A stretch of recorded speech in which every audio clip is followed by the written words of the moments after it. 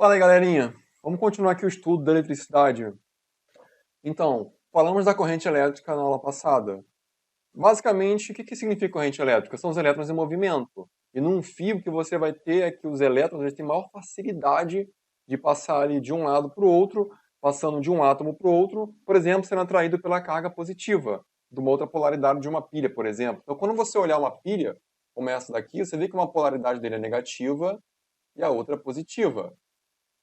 Quando a pilha não tem conexão nenhuma, é só a pilha, não tem porquê você ter elétrons saindo aqui da sua polaridade negativa e indo para a positiva, por exemplo. Por quê? Porque tem ar, só tem ar em volta.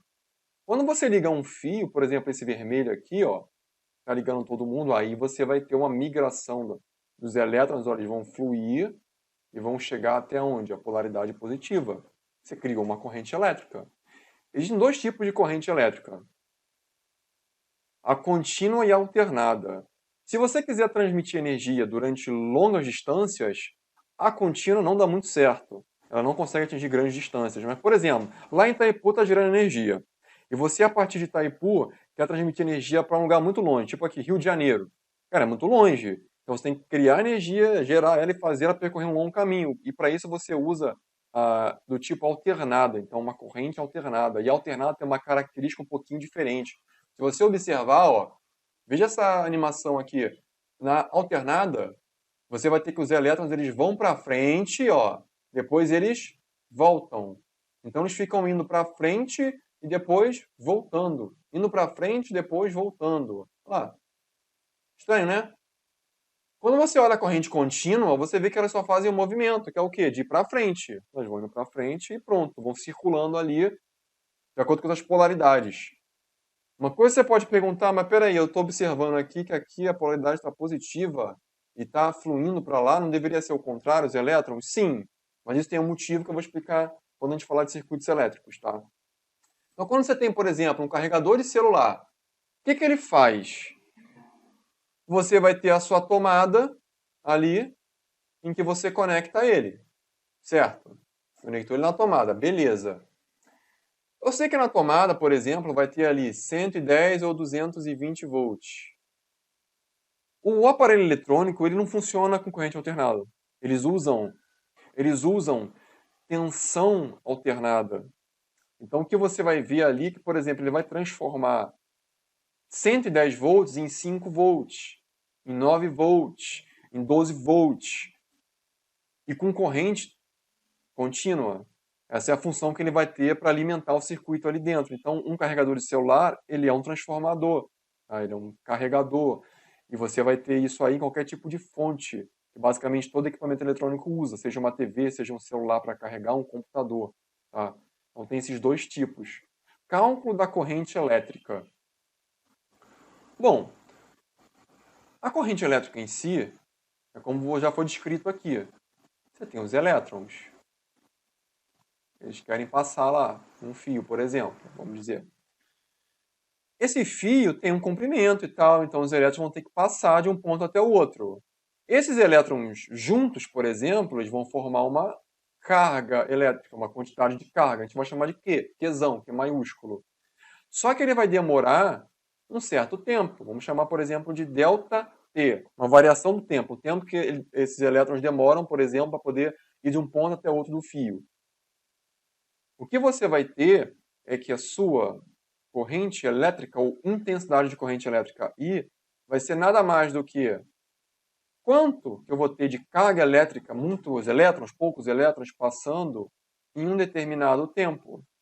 Ou seja, I é igual a Q sobre dividido por ΔT. A unidade que você vai usar, você já viu antes. Lembra que quando você vai lá, eu preciso fazer uma conexão ali, instalar um chuveiro. Eu tenho que pegar um disjuntor, não pode ser qualquer disjuntor. Vai ser o de 10 amperes, o de 15 amperes, o de 20 amperes, o de 30 amperes. Eu vou fazer mudar aqui, vou dar uma mexida aqui no meu quadro para poder dar uma modernizada nele. Eu vou tirar esse disjuntor velho e vou colocar um novo aqui no meu quarto. Vou ter que comprar um disjuntor de quanto? De 10, de 15 amperes?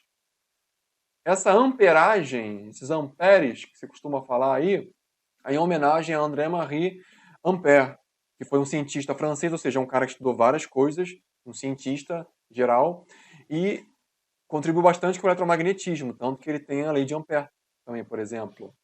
Então, olha o exemplo. Eu tenho um pedaço de fio que eu sei que passou uma carga de quê? 10 coulomb em 2 segundos, ou seja, foi meu tempo, ΔT.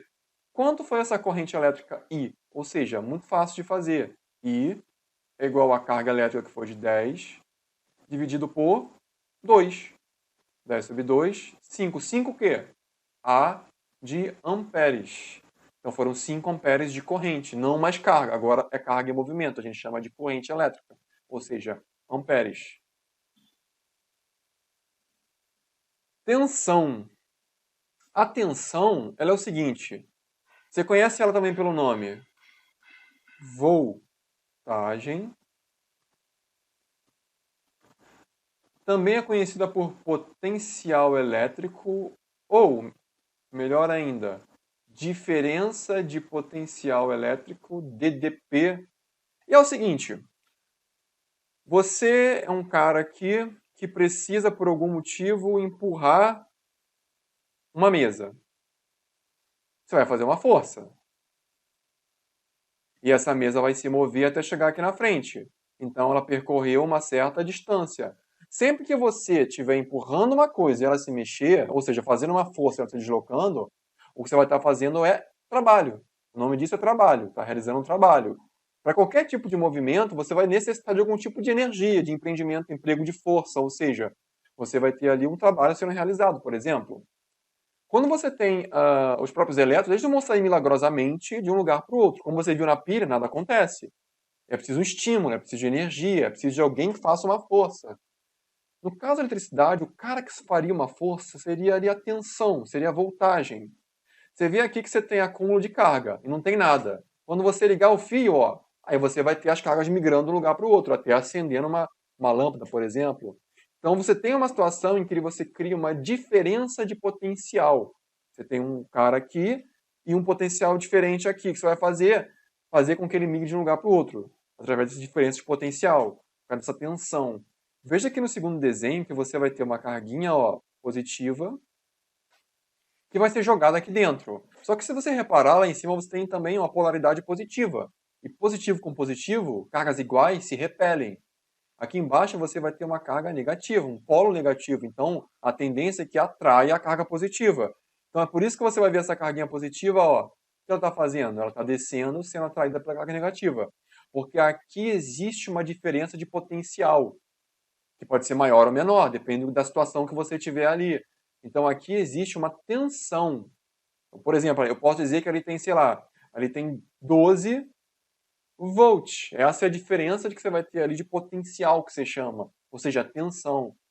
Esse volt que você conhece muito bem, a tomada 110 volts, é em homenagem a Alessandro Volta, que foi um cientista, um cara que estudou várias coisas, italiano, que foi o criador da pilha. Ele foi justamente o camarada que criou a primeira pilha. Então ele foi um dos pioneiros da eletricidade.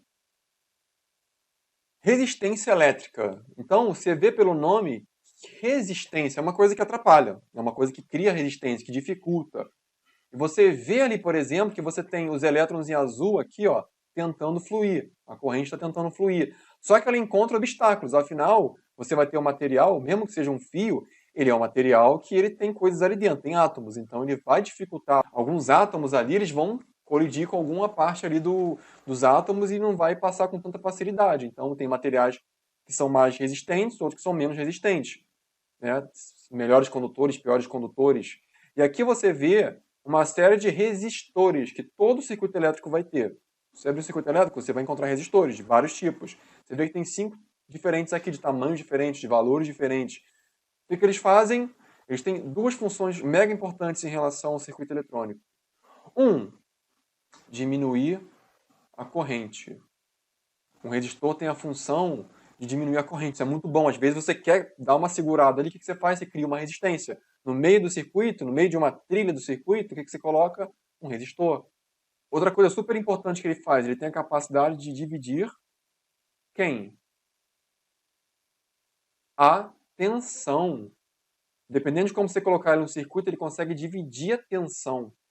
Então isso é muito bom. Às vezes você precisa que a tensão quebre, diminua um pouco. E você quebra com um resistor ali, você consegue fazer com que diminua. Vai uma parte para ele quebrando e outra parte para outra parte do circuito. Ou para outro resistor, por exemplo. Uma coisa muito comum em relação à resistência, que você conhece aí aos montes, com certeza é secador de cabelo. O que ele faz? Esquenta. Torradeira. O que ela faz? Esquenta. Chuveiro. O que ele faz? Esquenta a água. Sanduicheira. O que ele faz? Esquenta o sanduíche. Todos esses caras têm em comum, dentro deles, alguma coisa. Pode ser algum tipo de grelha, um grill, que vai ter alguma coisa ali, uma fiação, um formato, ou com outro formato qualquer. Ou o chuveiro, o que ele vai ter, na verdade? O chuveiro vai ter uma molinha ali, né? Que é a resistência do chuveiro. O que esses materiais ali fazem? Eles basicamente são como se fossem fios de baixa resistência, que deixa passar adoidado a corrente elétrica. E nisso vai levar a gente ao efeito Joule. Quando você tem muita corrente passando num local que oferece ainda mais, no caso, baixa resistência, o que você vai ter é um aquecimento muito elevado. Então, qual o propósito de cada objeto desse? Secador, sanduicheira, chuveiro e tal? É oferecer uma resistência baixa para passar uma corrente elevadíssima, né?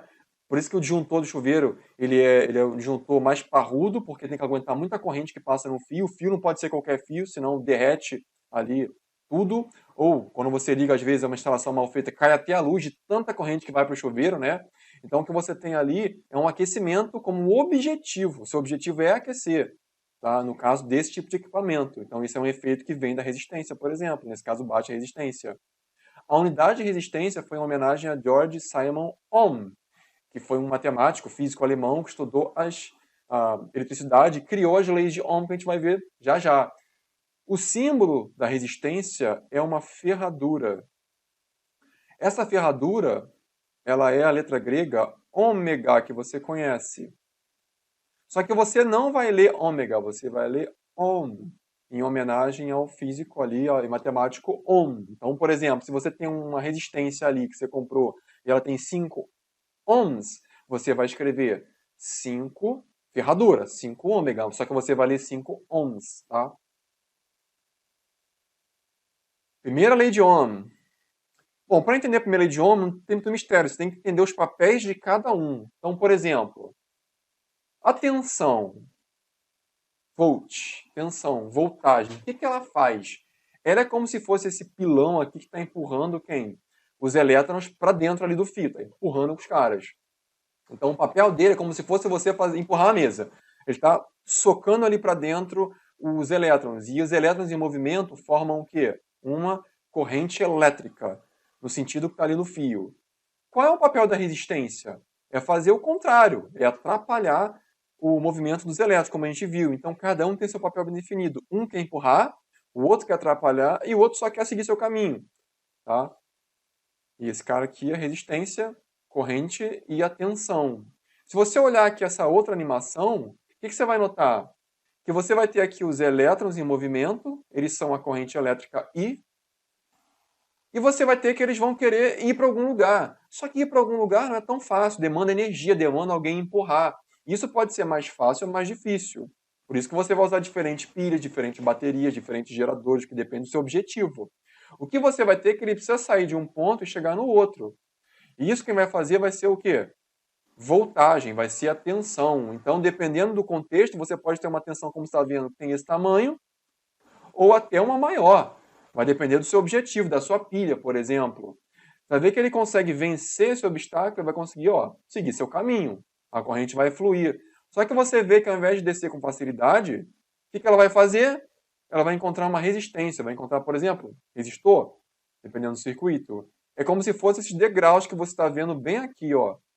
Ao invés de deixar fluir a bolinha direitinho, o que ela vai fazer? Ela vai encontrar degraus e vai atrapalhar. Então você vê que sempre nessas elaborações que você vê, cada um tem um papel definido.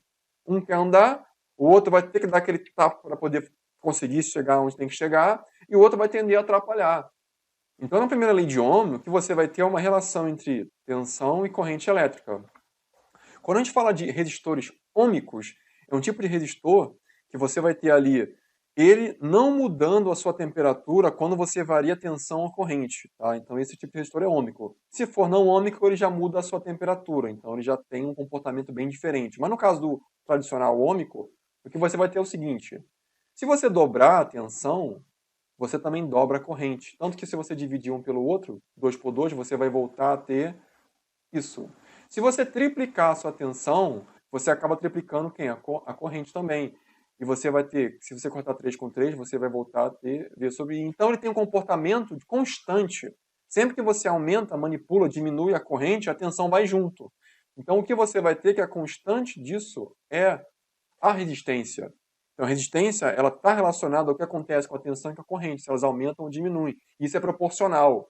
Você não costuma ver a lei de Ohm escrita assim, em qualquer livro, em Google, que você for ver, você vai ter o I passando para o outro lado, multiplicando o R, e o que você vai ter ali basicamente vai ser que V é igual a R vezes I. Então o que você vai ter ali, ó, é que isso é a sua lei de Ohm.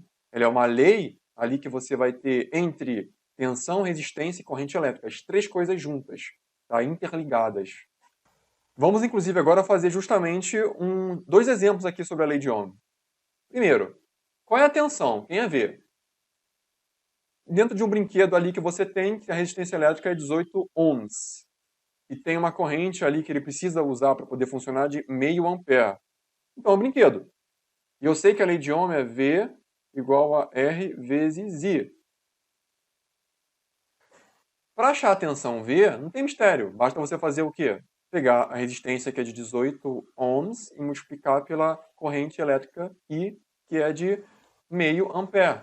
Logo, a minha tensão vai ser o quê? 18 vezes meio. E 18 vezes meio vai dar quanto? Metade de 18, ou seja, meio é metade, metade de 18 vai dar 9 volts. Bum, morreu. Cara, só isso. Não tem mistério. O segundo exemplo, ele te dá uma fonte. Então tem um aparelho eletrônico, tem essa fonte, que ela fornece 12 volts com uma corrente elétrica de 5 amperes. Quem é resistência elétrica R? Qual é o papel de uma fonte? É transformar o input, a entrada, que, por exemplo, funciona aqui com 100 a 240 volts, quer dizer que ele é bivolt. Sabe aquele aparelho que é bivolt? Quer dizer que ele aceita tanto 110 volts quanto 220 volts. Por isso que ele tem aqui de 100 a 240 volts. E ele puxa da tomada ali, ele tem na tomada 1,5 amperes. Quando você coloca a fonte, o que ela vai fazer? Ela vai ter uma saída, um output. Ela vai pegar ali e transformar aqueles 110 volts alternados, ou 220 volts alternados, em 12 volts contínuos. E vai transformar essa corrente em 5 amperes. É o que precisa para funcionar o objeto, seja lá qual for esse objeto, esse aparelho eletrônico. Então o que você vai ter é o uso da lei de Ohm, mas agora não para você encontrar a tensão de novo. Não é para achar V, tensão.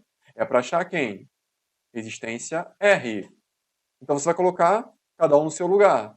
Tensão, 12 volts. Igual a R, que a gente não sabe quem é. Vezes a corrente, que é de 5 amperes. Para você poder achar ali justamente a sua resistência, como você tem o 5 atrapalhando e está multiplicando a resistência, o 5 vai para o outro lado, dividindo o 12.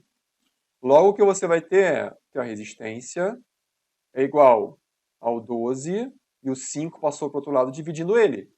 Logo, 12 dividido por 5 vai dar 2,4. Resistência, símbolo, ferradurazinha chamada ômega, mas que a gente vai chamar de Ohm, em homenagem a Ohm. Logo, você vai ter que a resistência interna daquela fonte for de 2,4 ohms, ok? Então, espero que tenha aprendido bastante coisa e vamos para a próxima.